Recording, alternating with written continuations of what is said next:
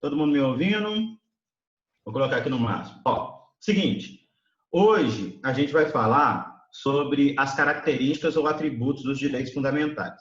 Nossa matéria desde o início é direitos fundamentais. A gente deu uma passada em poder constituinte, mas só para vocês situarem, né?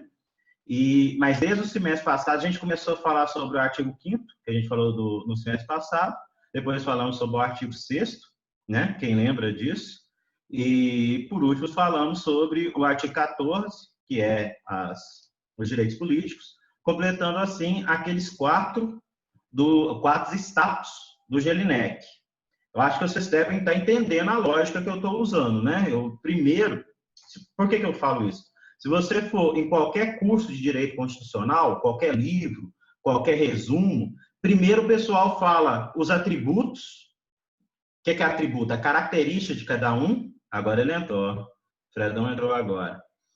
Os atributos, as características, depois eles vão falar a teoria dos 4 status, do GELINEC, que é tipo a classificação de cada um. Vão falar sobre primeira, segunda, terceira dimensão.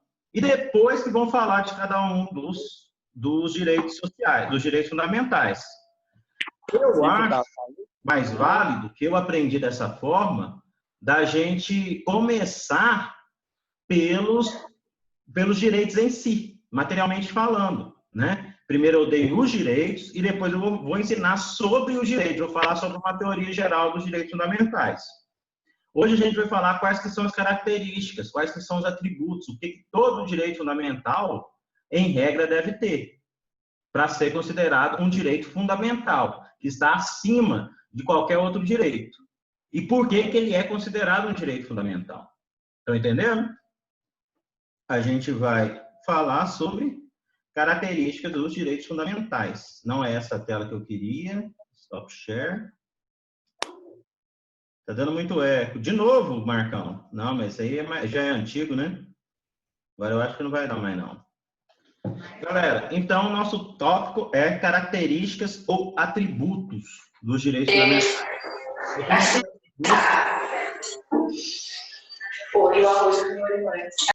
Vou tentar mutar, galera. Peraí. Vou mutar de novo. Mute all. Yes. Pronto, já mutei todo mundo.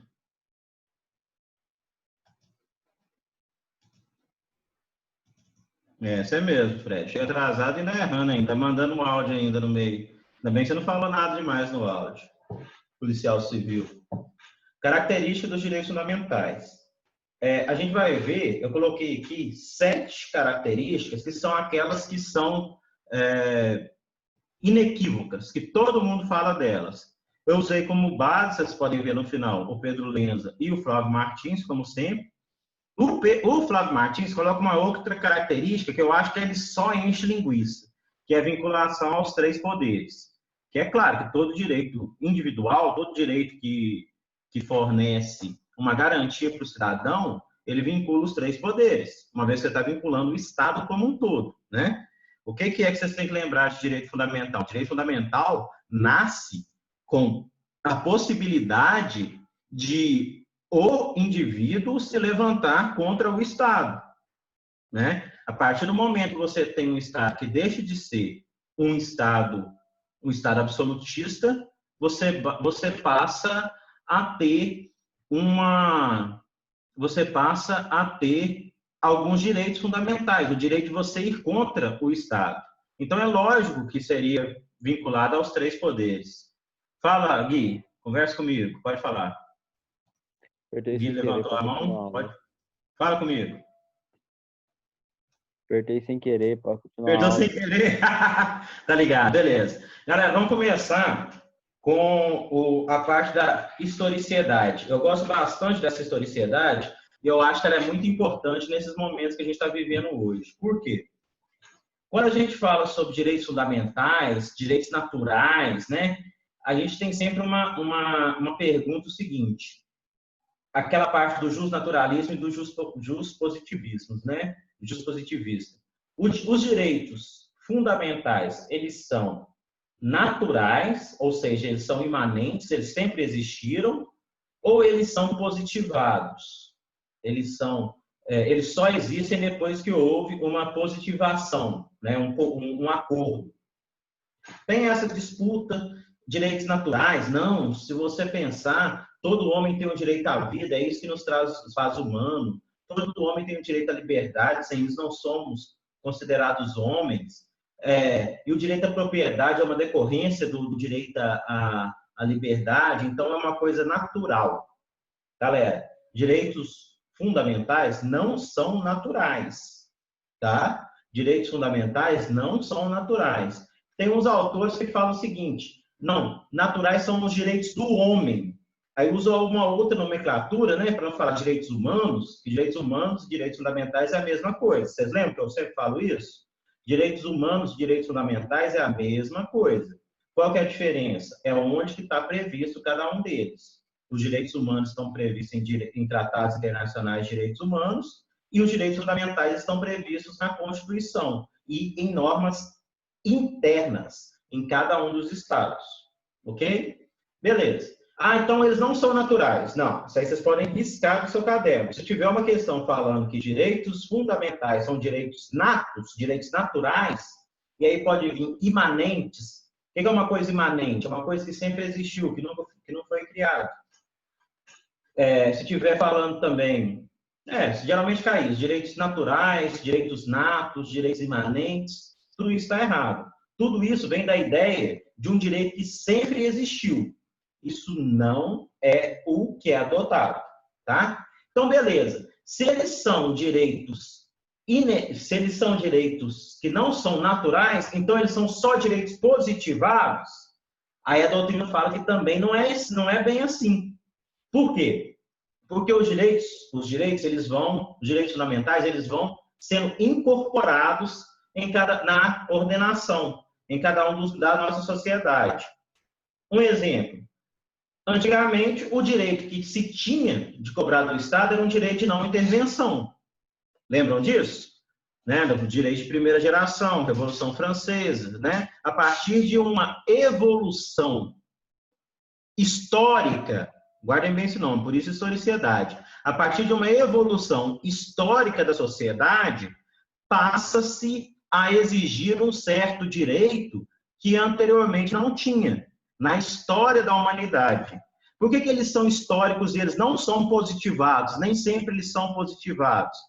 Porque existem direitos que eles ainda não estão positivados enquanto direitos, mas eles podem ser tratados como fundamentais. E é isso que a gente vai tentar falar aqui hoje, sobre historicidade. O que acontece? Coloquei aqui para vocês verem, vocês devem estar conseguindo ler. Não sei se vocês conseguem ver meu mouse ou não, só o que está escrito. Independente disso, o primeiro ponto... Conseguem ver o mouse, gente?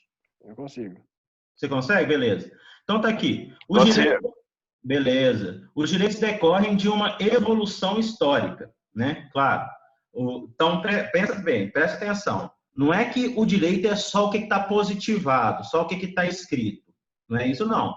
Dependendo do momento que a gente vive, existem alguns direitos que eles são considerados fundamentais para uma vida digna. Tá?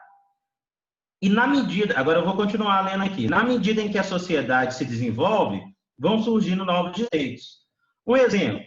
Medicina, antibióticos. Antibióticos nem sempre existiram, né? Eu não sei se os primeiros antibióticos datam aí do século XVIII, não sei direito falar, não. Mas antes de existir antibiótico, é claro que você não podia exigir que toda pessoa tivesse antibióticos, né? Tomasse antibióticos. Porém, a partir do momento que você tem um remédio tão bom para poder curar uma infecção, como que você não vai garantir que todo mundo tenha? Está entendendo o que eu estou falando? Outra evolução tecnológica muito interessante é as evoluções agropecuárias. Você não conseguia, no passado, garantir alimento para todas as pessoas do mundo. Por quê? Porque a agronomia era poucas pessoas que faziam, não tinha muito recurso, não tinha muita tecnologia, você não conseguia prover o mundo com todo alimento. Hoje, com as tecnologias que a gente tem agropecuárias, né? a gente consegue garantir alimentação para o mundo inteiro, com certeza. Então, não é razoável você pensar que uma pessoa possa morrer de fome. Estão entendendo o que eu estou falando ou não? A partir do momento que a história ela vai mudando, os direitos eles têm que ser navegados a cada uma das pessoas. Tá? A partir do momento que você chega a uma noção de que para uma vida digna a pessoa tem que ter uma moradia, passa a ser um direito social, e está lá no artigo 6º da Constituição, o direito à moradia. É claro, eu já falei, que não é que o Estado ele tem a obrigação de dar casa para todo mundo, mas ele tem a obrigação de quê? De ajudar as pessoas a comprarem sua casa. Exemplo clássico, o programa Minha Casa Minha Vida, que foi desenvolvido antes, mas ficou popular no governo do PT. Entenderam? Quando o governo do PT ele faz uma coisa nesse sentido, de possibilitar que outras pessoas tenham sua moradia, ele não está fazendo isso porque ele é bonzinho, ele não está fazendo isso porque ele gosta das pessoas, ele está fazendo isso primeiro por uma opção política e outro porque é uma garantia, é um direito que está previsto na Constituição. Se o Estado ele tem possibilidade, ele é obrigado a financiar a construção. E se não financiar, pode até ser judicializado. Estão entendendo? Vou continuar lendo aqui para a gente continuar falando. Normalmente considerados inicialmente apenas sob o aspecto material e depois, se positivados, no aspecto formal. Galera, qual que é o exemplo que o Flávio Martins ele fala aqui? Ele dá 2 exemplos. Ele fala sobre o direito ao esquecimento. Vocês lembram da Xuxa? A Xuxa, a rainha dos baixinhos? A Xuxa, quando ela era mais nova, ela fez um filme que chama Amor Estranho Amor. O filme é praticamente uma pornografia violenta, né? Eu assisti. Oi? Quem tá falando aí? Eu assisti. Pois é, ela. O que acontece? O filme, ele é toda uma pornografia muito grande. Só que foi feito isso quando ela era nova, estava começando a carreira.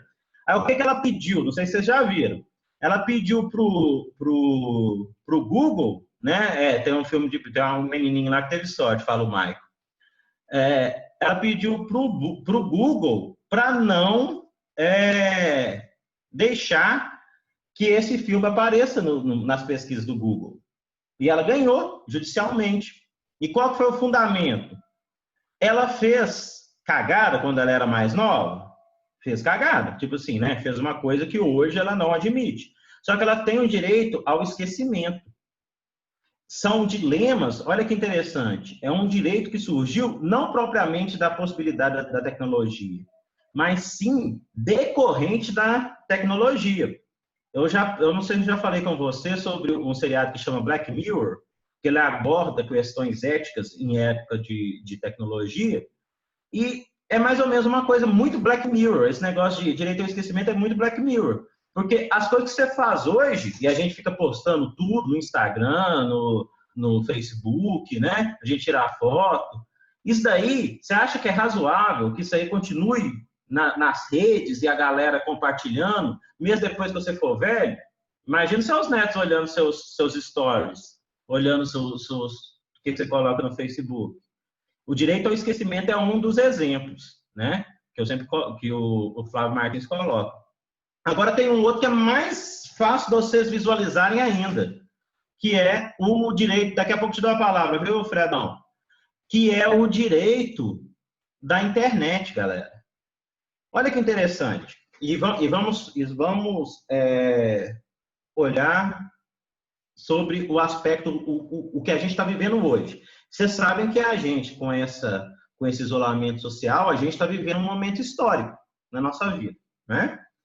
Toda a educação, inclusive a educação pública, passou a ser por meio de videoconferência, por meio de aulas online. Vocês estão acompanhando isso, né? É o momento histórico que a gente está vivendo hoje.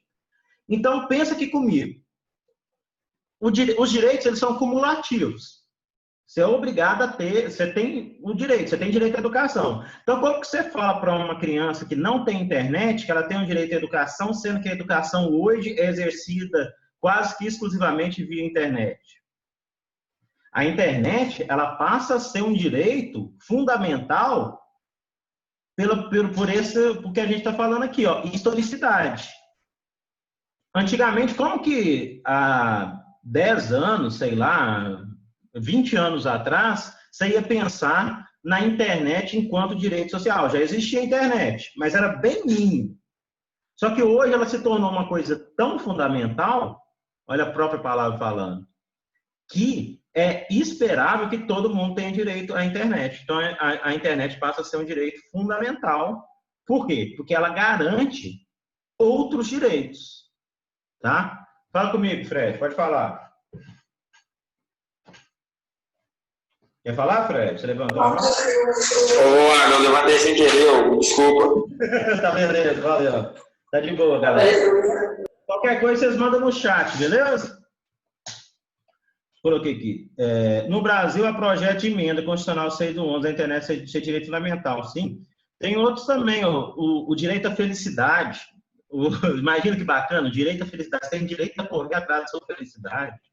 Né? Uma coisa muito interessante.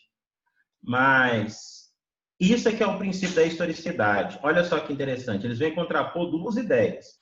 Primeiro, que os direitos humanos ou direitos fundamentais, viu, gente, é a mesma coisa. Quando eu falo um, você pode trocar pelo outro. Primeiro, que os direitos humanos, eles não são naturais, tá? Eles não é que eles sempre existiram, e também eles não só existem depois que forem positivados. São direitos históricos, direitos que passam a existir à medida que você vai evoluindo na sociedade. É o que eu coloquei por último ali, ó. Decorrem de evolução da tecnologia ou de novas realidades sociais. Nós estamos vivendo um momento histórico. E nesse momento histórico, nada mais certo do que, pelo princípio da historicidade, incluir novos direitos. Direitos sociais, direitos individuais. Você tem uma releitura dos direitos sociais, né? Que é aquilo que o procurador da República falou. Entenderam? Claro, o Marcão falou uma coisa que é interessante mesmo, olha aqui, o Marcão falou, quer correr atrás de dinheiro. Galera, pensa bem, se o trabalho hoje depende de internet, a internet não deveria ser um direito fundamental? Será que a internet não deveria ser custeada pelo governo? Ou pelo menos monitorada, ou então pelo menos o que o governo tivesse uma rede que fosse menor, né? Custeada para todos, para todo mundo garantir tanto esse direito de trabalho. Olha só quantos direitos que decorrem da internet hoje. O direito ao trabalho, que é um direito social, né? O direito à educação, até o direito à saúde, uma vez com a internet você teria informações sobre como combater essa doença que está vindo, poderia ser uma decorrência, um corolário. É ou não é? Marcão capitalista. Com certeza, mas todos nós somos. A gente vive no material world, como dizia aquela música lá. Nós todos temos que ser materiais, né? Nós todos precisamos de dinheiro para sobreviver. Galera, entenderam essa parte da historicidade? Manda joinha aí se entendeu. E universalidade. O que é universalidade? Direitos fundamentais são universais. Destinam-se a todos os seres humanos, de modo indistinto, né? Quando a gente fala, por que é tão errado, galera, e o pessoal do direito não pode cometer essas gafes, começar a falar, direitos humanos são para humanos direitos. Primeiro que essa frase tem várias conotações erradas, né? É direito em relação a quê? Né? Direito em relação a quem? Porque a pessoa vive que não é da forma que você gostaria que ela vivesse, ela não é direita, né? Já está errado nesse sentido. E outra, que os direitos humanos são universais, direitos fundamentais, né? Que é a mesma coisa, estou falando sempre, vocês lembraram, direitos humanos, direitos fundamentais, que serve para um, serve para outro. Eles são universais, eles atacam qualquer um, e serve para todos, indistintamente. Galera, e nisso tem aquela questão do estrangeiro. O estrangeiro no artigo 5º. Quer ver? Nós vamos ler aqui. Internet para trabalhar e estudar gratuitamente. Concordo, Marcão. Galera, tem que estudar Constituição compilado. Galera, o que eu coloquei aqui do artigo 5º? Eu acho que vocês até já sabem o que eu vou falar. Mas, de toda forma, não tem. Mas, de toda forma, o que é que eu quero falar? Residentes, isso mesmo. O Maicon já pegou. Está aqui falando, todos são iguais perante a lei, sem distinção de qualquer natureza, garantindo-se aos brasileiros e aos estrangeiros residentes no país a inviolabilidade ao direito à vida, à liberdade, à igualdade, à segurança e à propriedade nos tempos seguintes. Então, quer dizer que só os estrangeiros residentes no Brasil que têm direito à vida, né? À liberdade e à igualdade. Os estrangeiros que estão de passagem, você pode pegar, bater, né? Tirar a liberdade deles, você pode tirar a segurança. É ou não é, gente? Claro que não. Essa leitura é uma leitura errada. Do jeito que eles colocaram aqui, foi uma leitura totalmente errada. É claro que os direitos fundamentais divide em cada um, para cada um das pessoas de maneira a atender à igualdade material. Por exemplo, um estrangeiro, ele não tem o direito ao voto. Então isso aí faz o voto não ser universal? Não. Existem alguns requisitos que são como se fosse uma exceção. Porque o direito ao voto é um direito fundamental. Vocês lembram disso? Né? Tá dentro dos direitos fundamentais, o artigo 14. Né? Tá tudo dentro desses aqui, ó. Direitos e garantias fundamentais. Né? Então, se você fala que um estrangeiro ele não pode votar e não pode ser votado, você está tirando dele todos os direitos e garantias fundamentais? Você está falando que não é um direito universal? Não é isso. Para você exercer alguns direitos, você precisa de algumas características. É simplesmente isso. O que você não pode é falar que apenas as pessoas que têm essa inviolabilidade, direito à vida, liberdade, igualdade, segurança e propriedade são os estrangeiros residentes no Brasil. Ok? Essa parte você pode ter certeza que engloba os estrangeiros que estejam apenas de passagem. Estão entendendo? Espero que sim. Alguém quer falar mais alguma coisa? Não. Galera, eu vou encerrar essa aula porque nosso tempo está chegando ao fim e vou começar uma outra para a gente continuar a falar sobre as características / atribuições dos direitos fundamentais, tá bom? Já vou mandar o link para vocês.